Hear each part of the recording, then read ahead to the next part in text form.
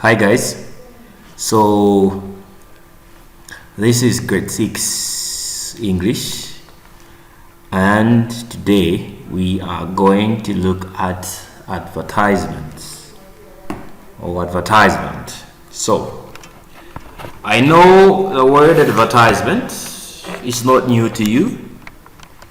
You have heard about advertisement for quite some time now. You know what an advert is. You know where you can find an advert. Now, sometimes these advertisements are recorded using videos. Sometimes these advertisements are recorded using audios, whilst other advertisements are recorded using written source. Now, this advertisement lesson, you can find it on page 126, 126 of the learner's book. 126 of the learner's book. Now, let's start. What is an advertisement?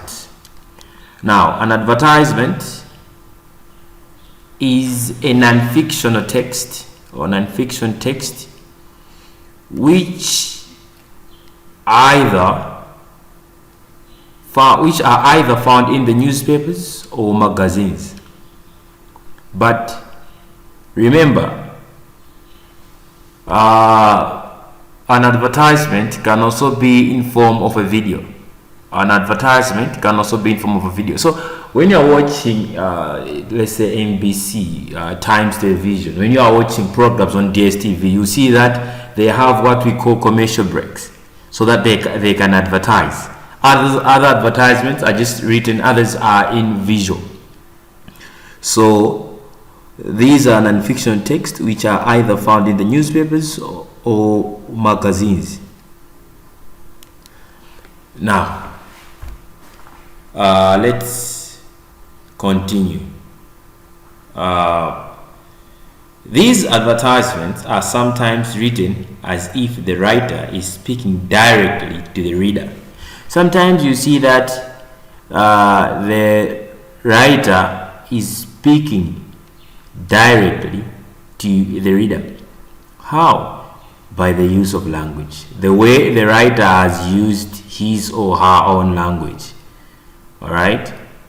The way the writer has used his or her own language. Now, these advertisements are written using informal language, because you don't use formal language, you use informal language, chatty type of language. Like, for example, feel like a holiday? You know, it makes sense. Visit Nkopola Beach Resort. Go for it. It's for you. You see, it's more like the person is talking to you. You have finished Cambridge checkpoint exams, looking for another school. Don't go to another school. Stay here. Enroll with Bedia for Form 1. So you see that the writer is more of speaking to you, all right, directly to you. Now, there are certain features which writers use when they are doing these advertisements. There are certain features which the writers do when they are doing the advertisements, or when they are writing the advertisements. So, the first one is that of personal pronouns are used, like you, me, us, our. These are some of the personal pronouns which are used. So the writer makes sure that he uses personal pronouns. The writer makes sure that he uses personal pronoun, and the personal pronouns which are used are you, me, us, not us, but us, us, us, and our. Another thing is the writer specifically uses apostrophes for contractions, e.g. you will. You see there on you will, here where there is you will there, you see that he has put an apostrophe between you and the double L. Why? It is because he wants to be too economical. He doesn't want to spend a lot. You see, each and every advertisement which you advertise, you are supposed to pay something. So the writer is running away from that payment. So he uses apostrophes for contraction to make sure that the advertisement is short and it's not too long. Look, if your advertisements are too long, they are going to be boring. So make sure that the advertisement is not that long. Now, another one. But and are often used at the beginning of the sentences. But and are often used at the beginning of the sentence. So it's more like each and every sentence. Most of the sentences you start with the word but, or else you start with the word and in the beginning of the sentence.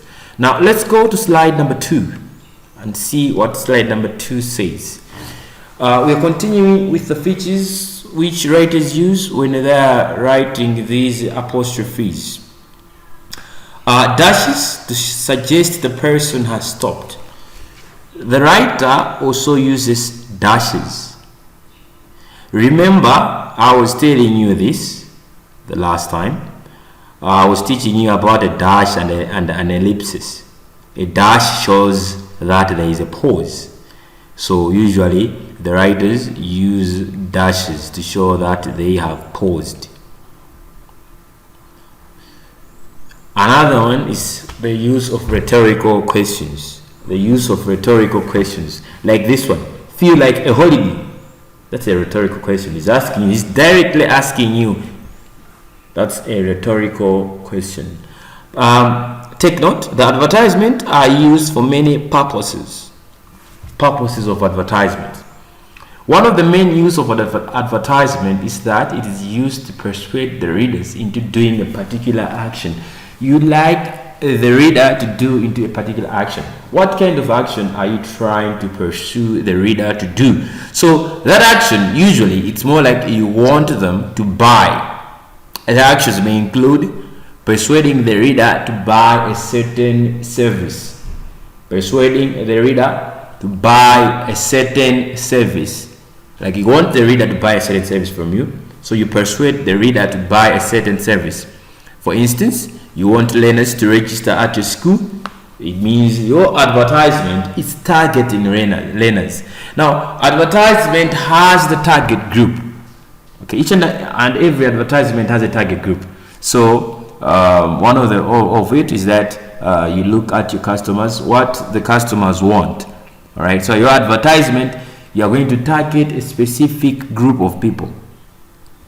So having said that, we have learned what an advertisement is, and I've said that it's a non-fictional text which are either found in the newspapers or magazines. This non-fictional text here, according to our learner's book, we are looking at a text. That's why we are saying it's a non-fictional text found either in the newspapers or magazines. But then, sometimes these advertisements may be shown on the television. Like you can find an advertisement on Times TV, on NBC. You can find on DSTV. Each and every time on DSTV there are commercial breaks, then they show an advertisement, a written advertisement or a visual advertisement. So we have also looked at features writers use for advertisements. So those are the things which we have looked at today on advertisements. If you have questions, please remember to ask. For now or for today, we do not have any exercise. We will do, I will send the exam.